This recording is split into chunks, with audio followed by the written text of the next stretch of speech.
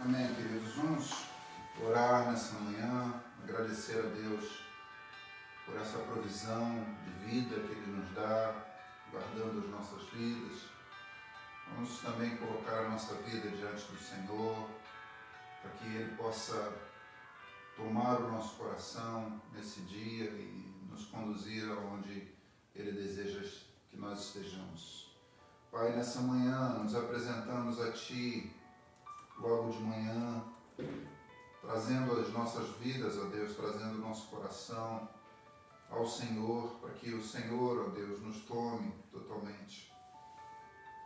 E o Senhor, ó Deus, veja os caminhos que nós temos caminhado, ó Deus, para que não sejam caminhos estranhos a Ti, não sejam caminhos contrários aos Teus, para que, ó Deus, possamos realmente cumprir todos os objetivos do Senhor para a nossa vida.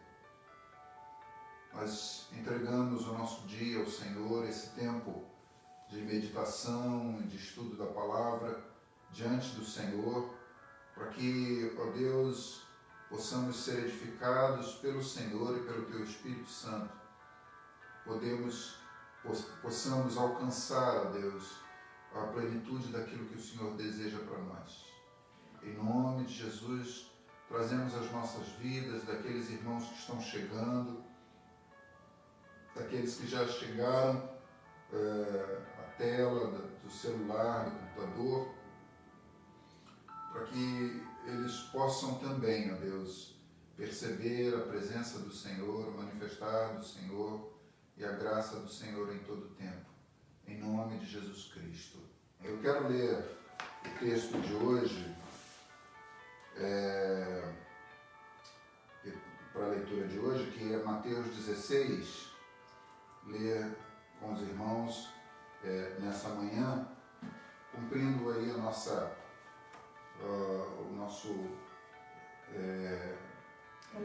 calendário de leitura, né?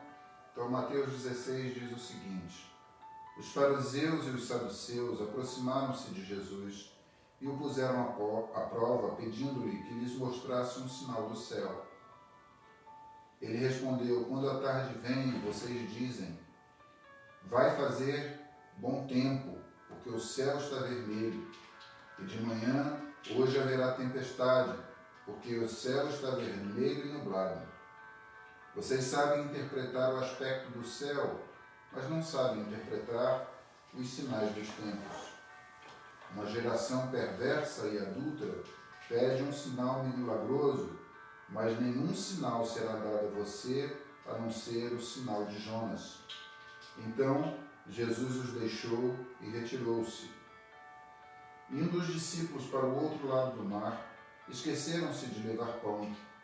Disse-lhe Jesus: estejam atentos e tenham cuidado com o fermento dos fariseus e dos saduceus.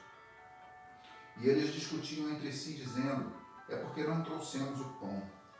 Percebendo a discussão, Jesus lhes perguntou: homens de pequena fé, por que vocês estão discutindo entre si sobre não terem pão?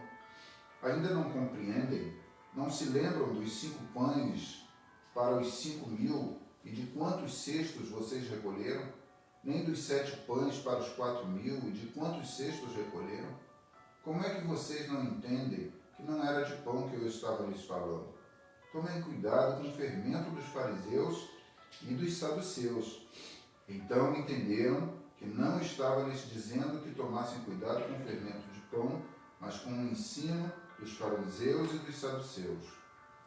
Chegando Jesus à região de Cesareia de Filipe, perguntou aos seus discípulos: quem os outros dizem que o Filho do Homem é? Eles responderam: alguns dizem que é João Batista, outros Elias, e ainda outros Jeremias ou um dos profetas. E vocês? Perguntou ele. Quem vocês dizem que eu sou? Simão Pedro respondeu: tu és o Cristo, o Filho do Deus vivo. Respondeu Jesus: feliz é você, Simão, filho de Jonas, porque isto não foi revelado a você por carne ou sangue, mas por meu Pai que está nos céus. E eu digo que você é Pedro, e sobre esta pedra edificarei a minha igreja, e as portas do Hades não poderão vencê-la. Eu darei a você as chaves do reino dos céus. O que você ligar na terra terá sido ligado nos céus, e o que você desligar na terra terá sido desligado nos céus. Então advertiu a seus discípulos que não contassem a ninguém que ele era o Cristo. Desde aquele momento, Jesus começou a explicar aos seus discípulos que era necessário que ele fosse para Jerusalém e sofresse muitas coisas nas mãos dos líderes religiosos, dos chefes dos sacerdotes e dos mestres da lei, e fosse morto e ressuscitasse no terceiro dia. Então Pedro, chamando-o à parte, começou a repreendê-lo, dizendo: Nunca, Senhor. Caiu, Ana? Não, pode. Não quer que caia.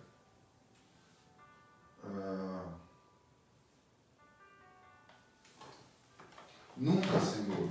Isso nunca te acontecerá. Jesus virou-se e disse a Pedro: Para trás de mim, Satanás. Você é uma pedra de tropeço para mim, e não pensa nas coisas de Deus, mas nas dos homens. Então Jesus disse aos seus discípulos: Se alguém quiser salvar a sua vida, a perderá. Mas quem perder a sua vida por minha causa, a encontrará. Pois que adiantará o homem ganhar o mundo inteiro e perder a sua alma? Ou o que o homem poderá dar em troca de sua alma? Pois o Filho do Homem virá na glória de seu Pai com seus anjos, e então recompensará a cada um de acordo com o que tenha feito.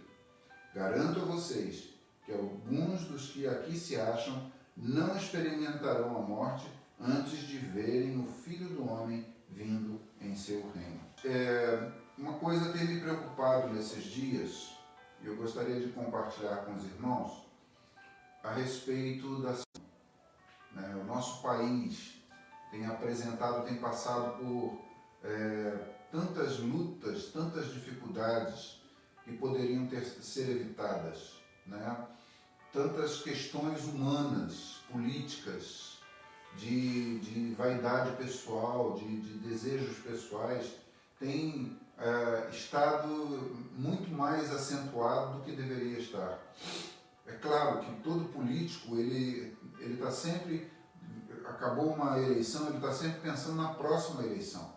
Isso é natural que os políticos pensem assim e comecem a fazer campanha nesse nível. Mas acontece que nós estamos numa disputa política muito grande e isso tem afetado, tem trazido muita tristeza, muita desavença, muita briga no meio dos políticos, né? Há uma polarização muito grande que não é saudável, né? Os extremos eles estão muito belicosos, estão muito de guerra, muito de disputa, e isso tem trazido uma tristeza no meu coração, e acredito que no coração de vocês também, e nós precisamos clamar ao Senhor por nossa nação.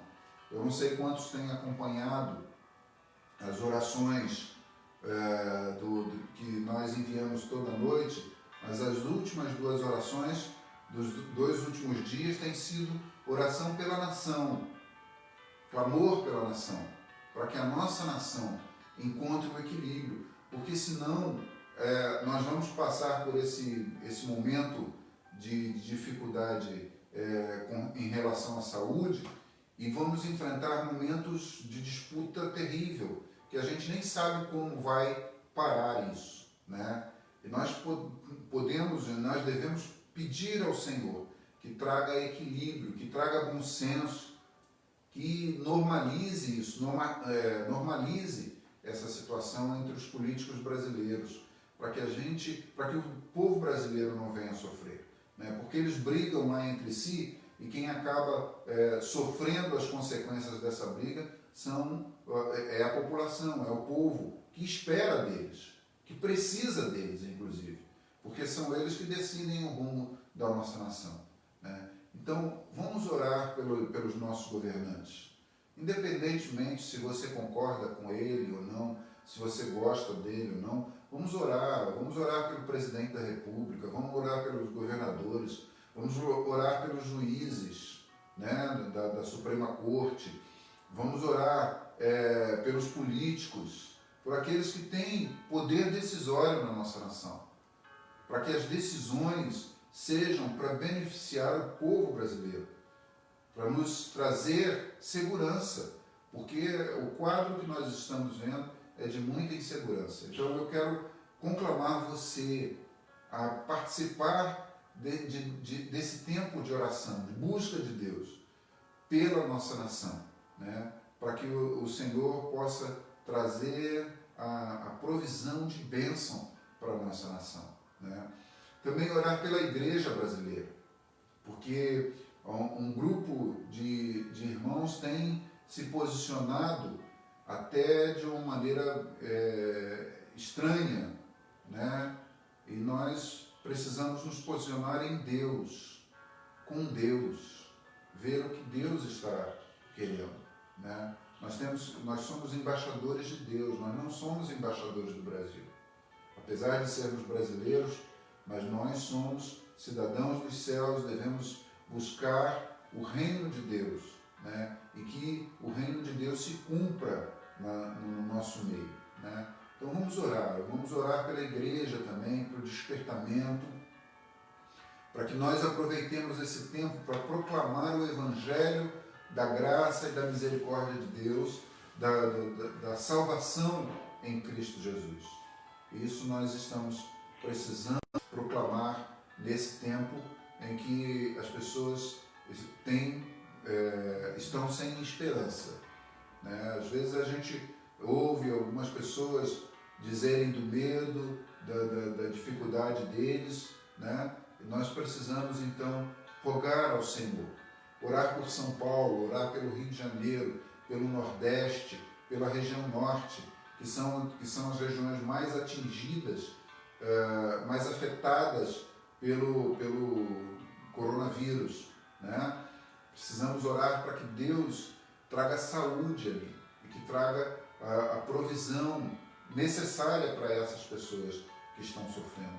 Queridos, uma das tristezas do meu coração é saber que muitas pessoas estão morrendo sem ter conhecimento de Jesus. Talvez muitas delas tenham rejeitado Jesus, é claro. Mas muitas delas não conhecem o Senhor, não experimentaram o Senhor, não ouviram falar de Jesus.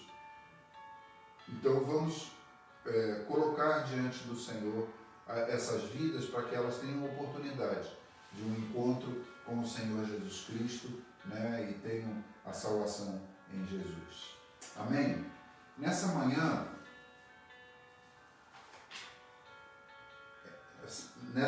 eu queria conversar com vocês a respeito do texto de Lucas 14, do versículo 25 em diante. Lucas 14, até o versículo 33. Até o versículo 35. 35. Lucas 14, 25 a 35.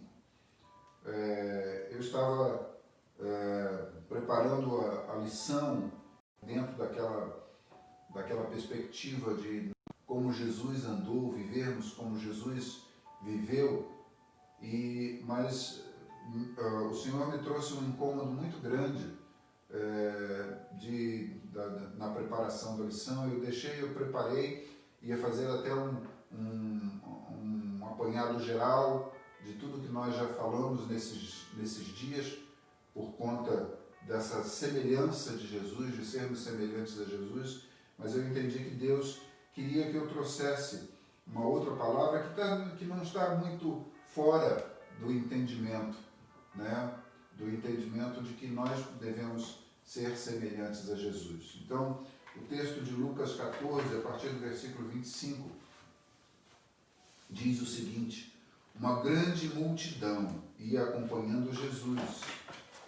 Este voltando-se para ela, disse: se alguém vem a mim e ama seu pai, sua mãe, sua mulher, seus filhos, seus irmãos e irmãs, e até a sua própria vida, mais do que a mim, não pode ser meu discípulo. E aquele que não carrega a sua cruz e não me segue, não pode ser meu discípulo. Qual de vocês, se quiser construir uma torre primeiro, não se assenta e calcula o preço para ver se tem dinheiro suficiente para completá-la? Pois se lançar o alicerce e não for capaz de terminá-la, todos os que a virem rirão dele, dizendo: este homem começou a construir e não foi capaz de terminar. Ou qual é o rei que, pretendendo sair à guerra contra outro rei, primeiro não se assenta e pensa se com 10.000 homens é capaz de enfrentar aquele que vem contra ele com 20.000? Se não for capaz, enviará uma delegação enquanto o outro ainda está longe e pedirá um acordo de paz. Da mesma forma, qualquer de vocês que não renunciar a tudo que possui não pode ser meu discípulo. O sal é bom, mas se ele perder o sabor, como restaurá-lo? Não serve nem para o solo, nem para adubo, é jogado fora. Aquele que tem ouvidos para ouvir, ouça. Eu sei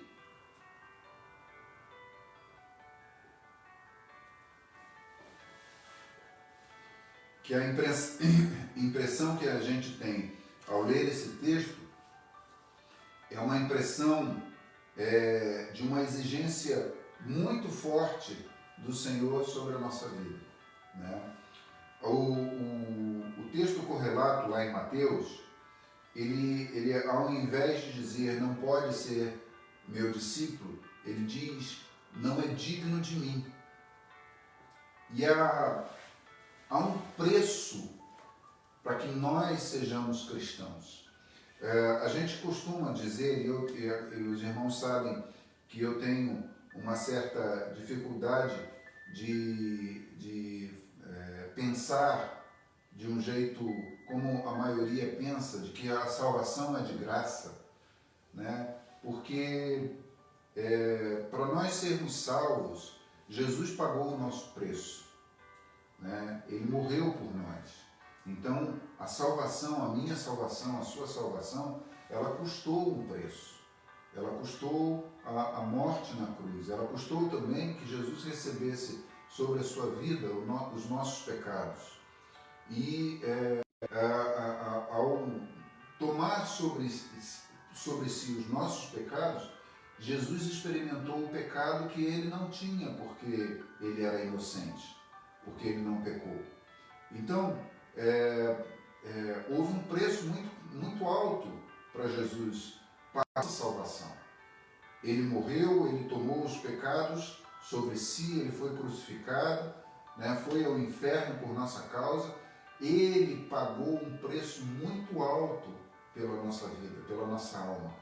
Então, eu não consigo pensar, né, na questão de que a salvação é pela graça, é de graça. Ela é sim pela graça, porque não nos custou esse preço que Jesus pagou.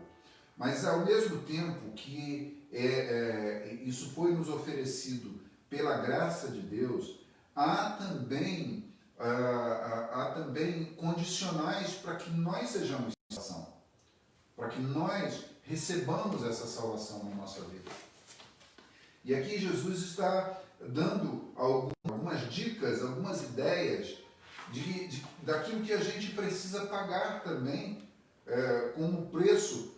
Até o título aqui na minha Bíblia diz assim: o preço do discipulado. Quanto custa o preço de se tornar um discípulo de Jesus? E aí, a primeira coisa que Jesus fala aqui é sobre o apego que nós temos à questão familiar e até mesmo à própria vida, né? Ele está falando que se nós amarmos os nossos ou até amarmos a nossa vida mais do que nós o amamos, então nós não podemos ser discípulos dele. Veja que Jesus não está dizendo que nós não podemos amar os nossos familiares e a nós mesmos. Ele não está dizendo que isso não pode acontecer. Aliás, até precisa acontecer. Porque é Ele mesmo que nos chama a amar uns aos outros. Dizendo é que amar a essas pessoas, ou nós mesmos, mais do que nós o amamos, traz uma dificuldade para nos tornarmos discípulos. Por quê? Porque o discípulo precisa estar com a sua vida totalmente voltada para o Senhor em obediência ao que Ele determina, ao que Ele manda. Então, quando nós recebemos direções, quando nós recebemos as diretrizes para andarmos no caminho, nós precisamos obedecer antes a Deus do que a nossa família ou a nós mesmos. Quando o Senhor nos dá uma ordem, nós precisamos cumprir essa ordem porque o amamos mais do que a nós mesmos. E nós temos exemplos de pessoas, de irmãos, que ofereceram as suas vidas ao Senhor Jesus Cristo, né? E pagaram com as suas vidas, com o sacrifício das suas vidas, para que o Evangelho do Senhor fosse proclamado.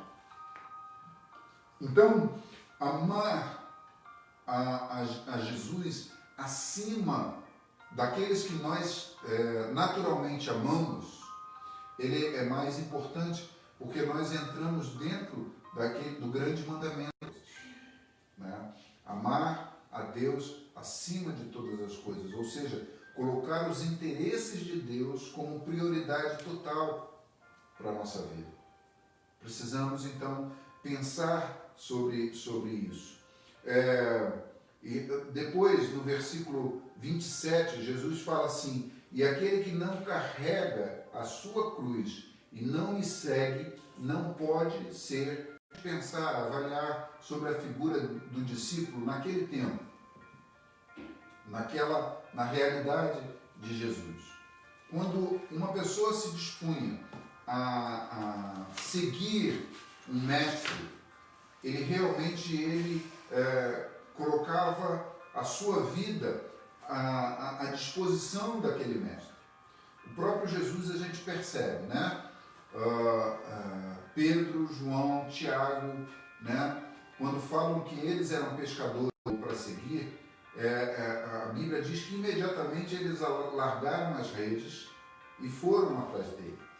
Mas mais do que isso, eles largaram o convívio até mesmo familiar. Pedro era casado. A Bíblia diz que Pedro era casado, né? Tinha uma vida familiar. Não se fala de filhos, mas se fala da sogra. Se fala Paulo menciona que Pedro tinha uma esposa, né? Então a vida de Pedro era comum. Tiago e João eram filhos de Zebedeu, que a gente entende que era dono de uma empresa de pesca, era o dono dos barcos lá onde Pedro e Tiago e João trabalhavam como pescadores, né? E fala de Salomé, a mãe deles também. Então eles tinham uma família. E eles, quando eles receberam o chamado de Jesus para segui-lo, eles simplesmente abriram mão daquilo tudo e foram atrás de Jesus, né? Foram seguir a Jesus. O modelo de hoje a respeito de discípulo não é mais o modelo daquele tempo, porque o discípulo não tem que abandonar a sua casa e não tem que ir para a igreja para ficar 24 horas dentro da igreja estudando a Bíblia e não. Justamente porque nós temos a palavra de Deus, a Bíblia, no nosso dia a dia, nós podemos ser discípulos de Jesus junto com os nossos familiares, né, na nossa casa. Mas se o Senhor requerer que a gente saia da nossa casa para irmos para qualquer outro lugar e o servirmos, e servirmos de testemunha, de embaixadores dele naquele lugar, então nós temos que ter a disposição, né? O carregar a sua cruz é o modelo de seguir a Jesus, né? Jesus um dia carregou a cruz, né? E ele segui-lo é justamente crucificar a si mesmo. Paulo, lá em Colossenses 3, ele vai falar sobre a questão de mortificar nosso corpo, o corpo mortal, para que a nossa vida esteja totalmente ligada ao Senhor Jesus Cristo, né? Então, a nossa vontade, sacrificar a nossa vontade, sacrificar os nossos planos, os nossos sonhos, tudo em favor do Senhor Jesus Cristo. Amados, renunciar à nossa vida não significa deixar de fazer aquilo que nós temos feito cotidianamente, mas é estarmos à disposição do Senhor Jesus para aquilo que Ele comandar que nós façamos, né? Estarmos atentos às ordens do Senhor Jesus, porque Ele pode nos enviar para lugares, para situações, para enfrentar perigos, para enfrentar dificuldades, e aí a gente tem que estar disposto a isso. E aí Jesus ele vai falar, que é muito, muito interessante, que para ser um cristão a gente precisa calcular se vale a pena. Para ser discípulo de Jesus, a gente precisa calcular se vale a pena. E é por isso que ele dá dois exemplos aí, quanto à construção de um prédio, ou até mesmo quanto à saída para a batalha, né? Será que vale a pena? Né? Eu já tive a oportunidade de ver alguém próximo a mim começar uma construção e não conseguir terminar porque os recursos acabaram, porque não teve como dar continuidade por falta de recursos. E aí, durante muito tempo, fica aquele prédio inacabado como um monumento de que as coisas não foram bem planejadas, né? Então, fica bem difícil realmente, fica aquilo ali na aparência de que não houve o planejamento suficiente. É claro que na situação do Brasil, em que a economia durante muito tempo oscilou e nós não tínhamos como planejar muito bem, porque a inflação ela corroía os nossos recursos, né? Provavelmente tenha sido uma das razões para que isso acontecesse, né? Então, é preciso avaliar. Depois, o outro exemplo é com relação à questão do rei que sai à guerra, né?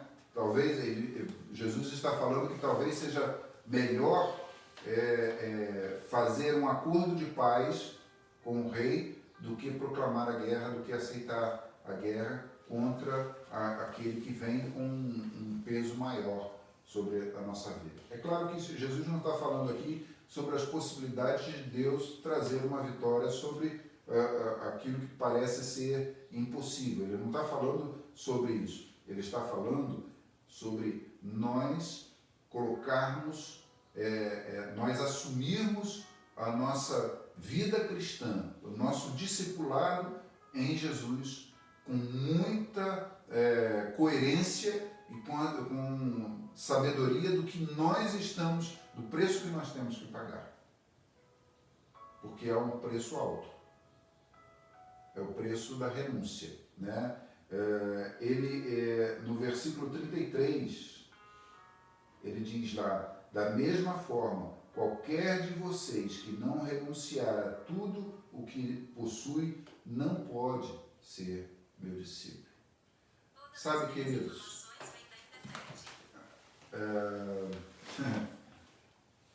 sabe, querido,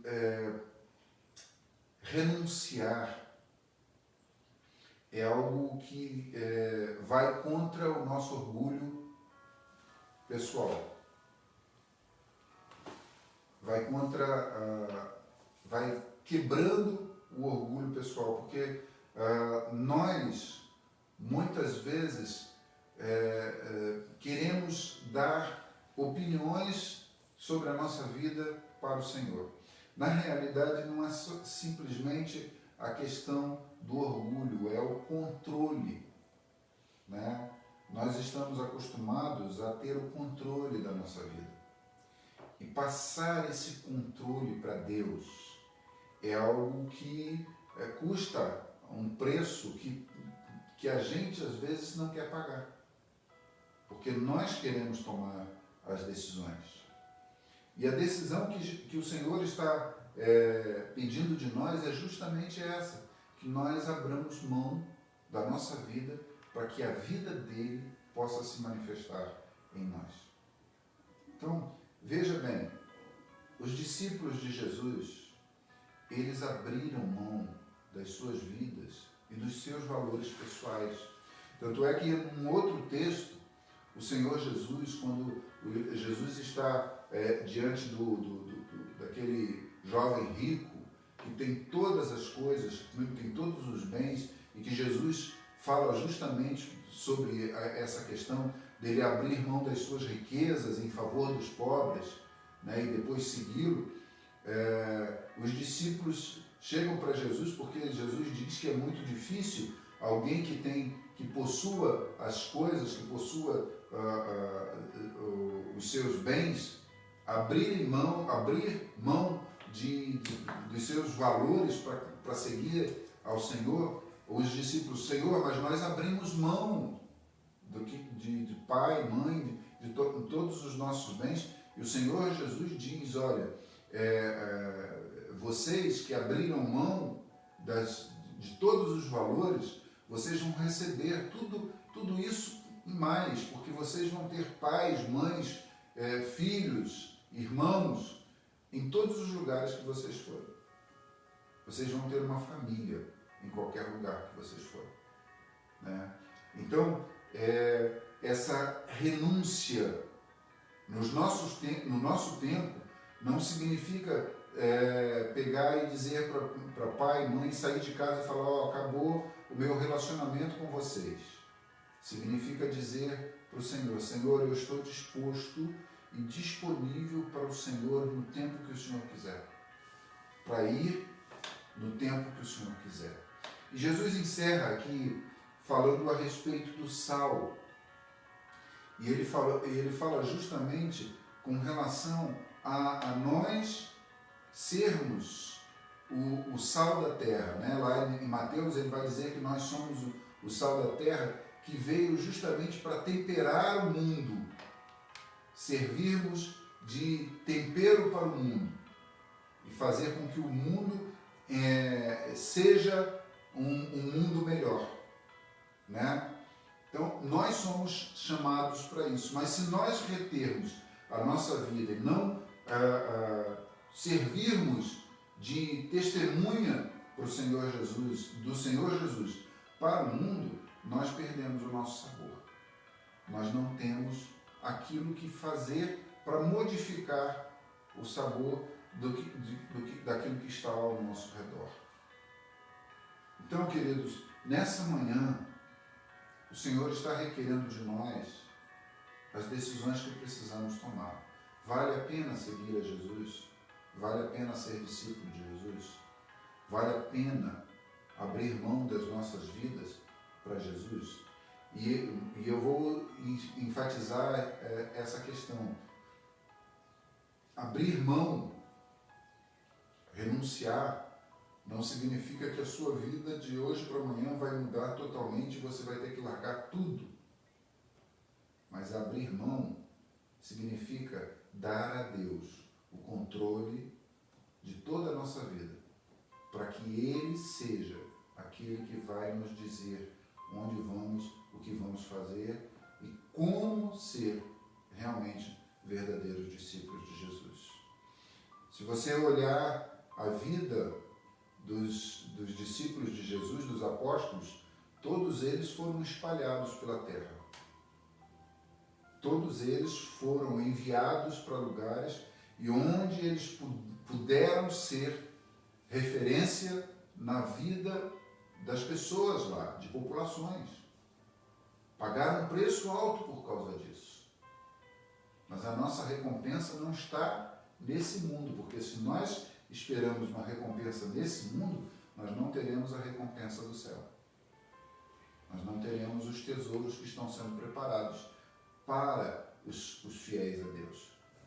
Mas se nossa vida estiver pensando ou desejando esses tesouros, nós precisamos, nesse lugar, no lugar onde nós estamos, abrir mão da nossa própria vida para sermos o tesouro de Deus na vida de outras pessoas, em nome de Jesus. Amém, queridos? Eu queria nessa manhã que nós estivéssemos pensando justamente sobre nos tornarmos referência de Deus para a geração atual. Essa geração precisa conhecer a Deus. E se ela não tem conhecido a Deus, é porque provavelmente nós estejamos pensando ou colocando com muito mais importância na nossa vida os nossos valores pessoais, os nossos projetos, os nossos planos, e estejamos deixando os projetos e os planos de Deus de lado.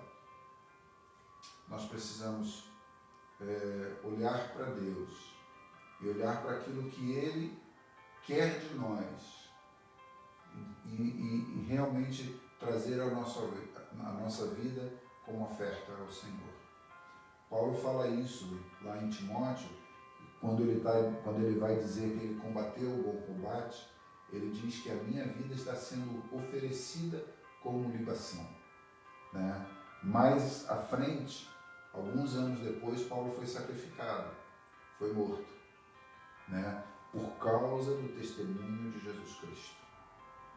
E aí a gente precisa calcular se vale a pena nós oferecermos a nossa vida ao Senhor Jesus até o ponto do sacrifício.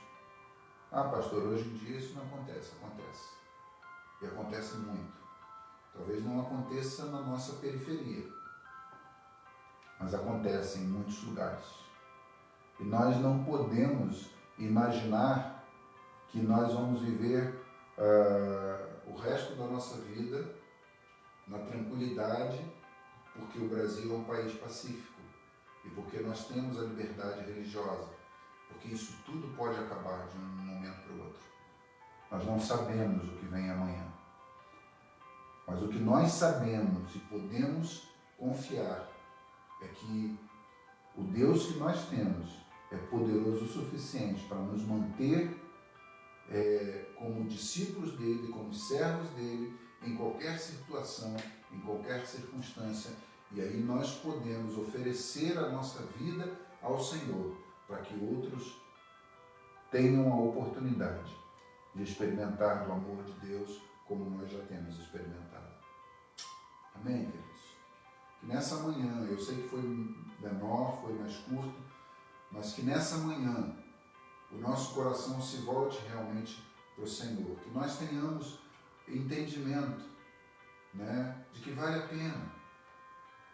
pena servir ao Senhor, vale a pena depender de Deus, vale a pena esperar em Deus, experimentar Deus e ser alguém que foi tocado e tomado pelo Senhor.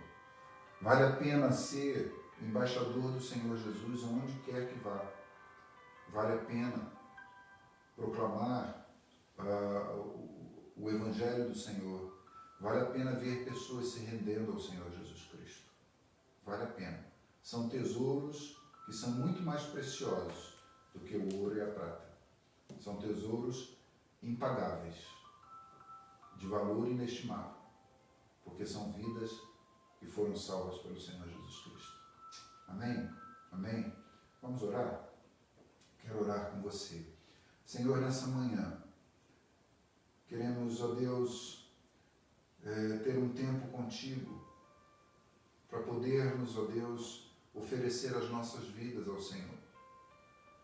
Declarar, ó Deus, que a nossa vida não tem importância nenhuma se o Senhor não estiver nela, se o Senhor não for dono dela. Nós pedimos ao Senhor que, se decidirmos tomar a nossa vida e andarmos do jeito que a gente quer, nós só temos perdas. Porque os tesouros que nós conseguimos nesse mundo não têm comparação com os tesouros do Senhor preparados para nós. Eles são perecíveis, os tesouros desse mundo. São perecíveis, são tesouros que vão ficar, que não vão ter para onde ir. Mas os tesouros que o Senhor tem para a nossa vida são tesouros eternos. Vale a pena ser discípulo do Senhor. Vale a pena viver para o Senhor e oferecer a nossa vida. Nessa manhã, nós queremos, ó Deus, oferecer a nossa vida, as nossas vidas ao Senhor. Declarar a Deus que o Senhor tem a liberdade e o direito, porque comprou a nossa vida, de conduzir-nos aonde a gente precisa ir para sermos, ó Deus, as testemunhas que precisamos ser na vida das pessoas. Pedimos graça, pedimos a Tua bênção, pedimos, ó Deus, que Tu nos dê a alegria de podermos realmente pertencer totalmente ao Senhor. Em nome de Jesus Cristo.